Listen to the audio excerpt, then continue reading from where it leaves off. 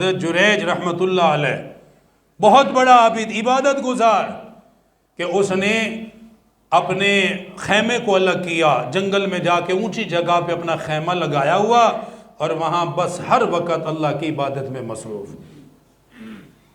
کتنا بڑا وہ عابد ہوگا کہ جو بالکل دنیا سے کٹ کر اللہ کی عبادت میں مصروف ہے۔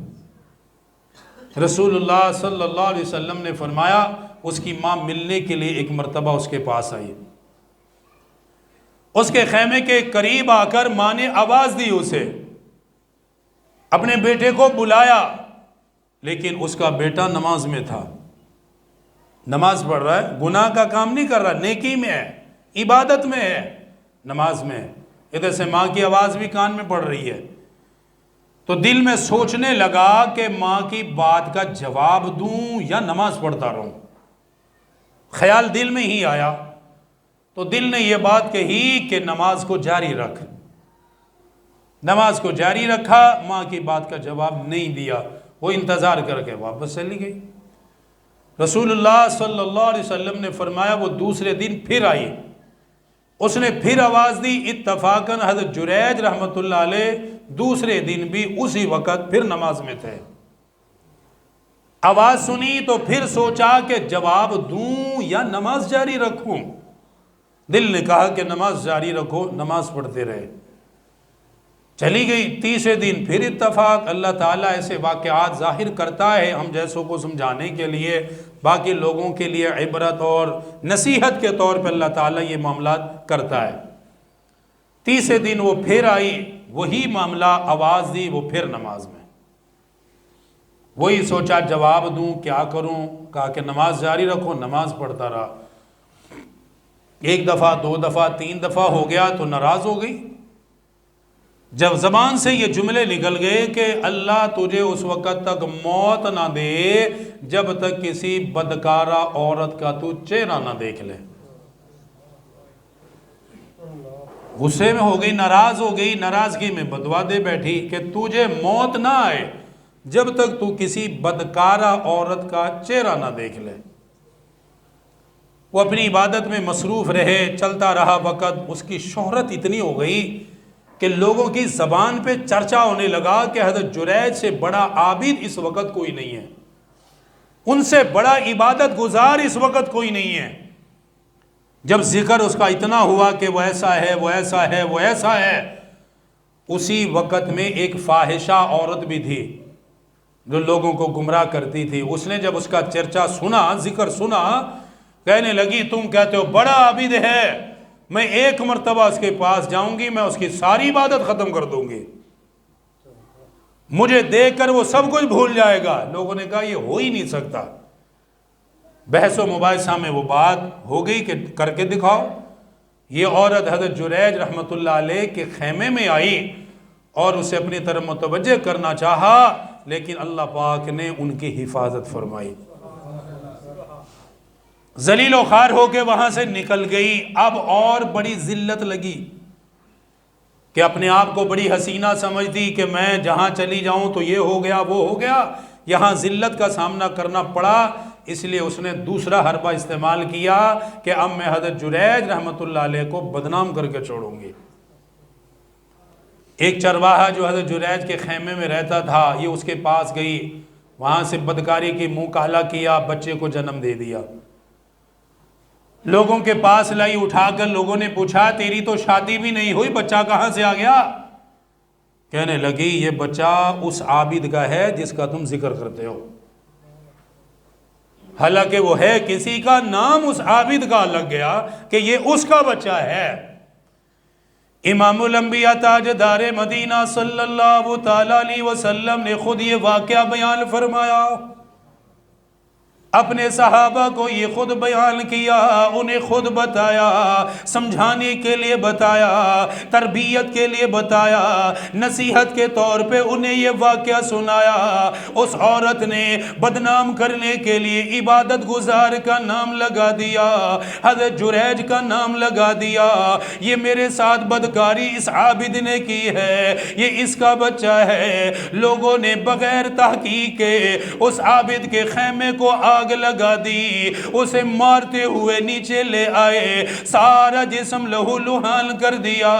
وہ عابد کہنے لگا او اللہ کے بندے، میری عبادت کی جگہ کو بھی فنا کر دیا، مجھے بھی مارتے جا رہے ہو، مجھے اتنا تو بتاؤ میرا قصور کیا ہے، میری غلطی کیا ہے، میں نے کیا جرم کیا ہے جو تم مجھ پر اتنا ظلم کرنے کے لیے آ گئے؟ لوگوں نے کہا اپنے آپ کو بڑا عابد بنایا ہوا ہے، بڑا عبادت گزار ظاہر کرتا ہے، فلاں عورت کے ساتھ تو نے یہ کام کیا، اس نے ناجائز بچے کو جنم دیا ہے۔ حضرت جریج فرمانے لگی مجھے اس عورت کے پاس لے کر جاؤ، ایک مرتبہ وہاں جان لے تو دو، تمہیں معلوم ہو جائے گا حقیقت کیا ہے، تمہیں معلوم ہو جائے گا سچائی کیا ہے۔ لوگ پکڑ کے لے آئے، وہ فاحشہ عورت اپنی گود میں بچے کو لے کے کھڑی ہوئی ہے۔ حضرت جریج رحمت اللہ علیہ قریب آئے، اس بچے کے پیٹ میں انگلی ماری،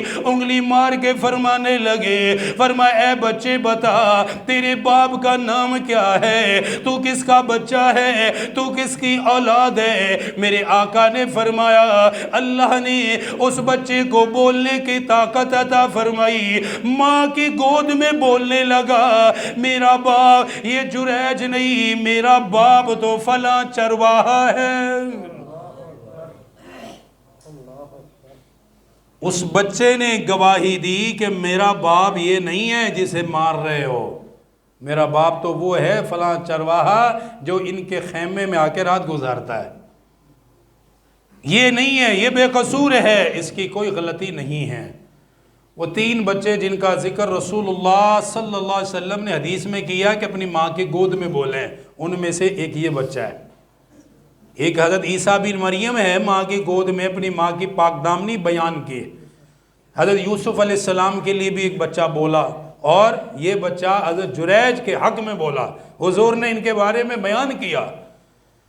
جب بچے نے گواہی دی، بولا کہ نہیں یہ غلط کام کر رہے ہو، اسے مار رہے ہو، تو لوگوں کے دل میں اس کی محبت اور بڑھ گئی کہ یہ تو واقعی اللہ کا خاص بندہ ہے جس کے لیے بچہ بول رہا ہے۔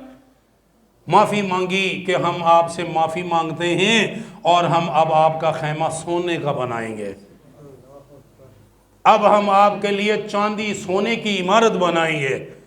انہوں نے ہاتھ جوڑ کر کہا مجھے سامنے چاندی کی نہیں چاہیے، جیسی تھی بس ویسا ہی بنا دو۔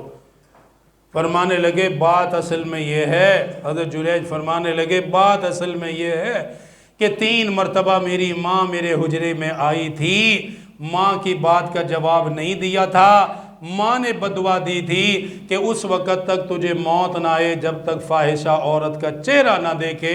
وہ میری ماں کی بددعا تھی، آج مجھ پر وہ ظاہر ہو گئی ہے۔ وہ تھی کہ جس کی وجہ سے اس بدبخت کا چہرہ دیکھنا پڑا، مجھے اس فاحشہ کا چہرہ دیکھنا پڑا۔ اس لیے کہا جاتا ہے اگر ماں یوں کہہ دیتی کہ تو خود بدکاری کرے گا تو شاید وہ یہ کام بھی کر گزرتا اور اپنی جان سے ہاتھوں بیٹھتا۔ اس واقعے میں بہت ساری چیزیں عبرت کے لیے۔ نمبر 1، اللہ رب العالمین ایسے عابد کو پسند کرتا ہے جو اللہ کی عبادت بھی کرے، ماں باپ کی بھی خدمت کرے۔ عابد تو بہت بڑا تھا لیکن ماں باپ سے دور تھا، ماں باپ کا خدمت گزار نہیں تھا، جس ماں نے جنم دیا اسے وقت نہیں دیا، عبادت بہت کی ہے۔ اللہ تعالیٰ ایسے عابد کو پسند نہیں کرتا، ایسا عابد اللہ کو پسند ہے جو اللہ کا بھی فرما بردار ہو، ماں باپ کا بھی فرما بردار ہو۔ اللہ اس سے پیار کرتا ہے، اس سے محبت کرتا ہے۔ ایک بات تو یہ، اس میں ضمناً ایک اور بات سن لیجئے، نماز میں تھا وہ، کس میں تھا وہ؟ نماز میں تھا، کوئی گناہ کے کام میں نہیں تھا، نماز میں تھا، عابد بھی تھا۔ اب اللہ تعالیٰ نے ظاہر ہے اس کی عبادت کا بھی اسے صلہ دینا تھا، اس کی عبادت کا بھی اس کو بدلہ دینا تھا، تو عبادت کا بدلہ یہ مل گیا کہ بچے نے اپنی ماں کی گود میں بول کر اس کی پاک دامنی بیان کر دی، عبادت سے بچ گیا۔ ماں کی بددعا وہاں تک لائی، لیکن چونکہ اچھے کام میں تھا، نماز میں تھا، تو نماز کا بھی اثر ظاہر سی بات ہے، یقینی چیز ہے، تو نماز کے اثر سے بچے کی گواہی سے مصیبت سے نکل گیا۔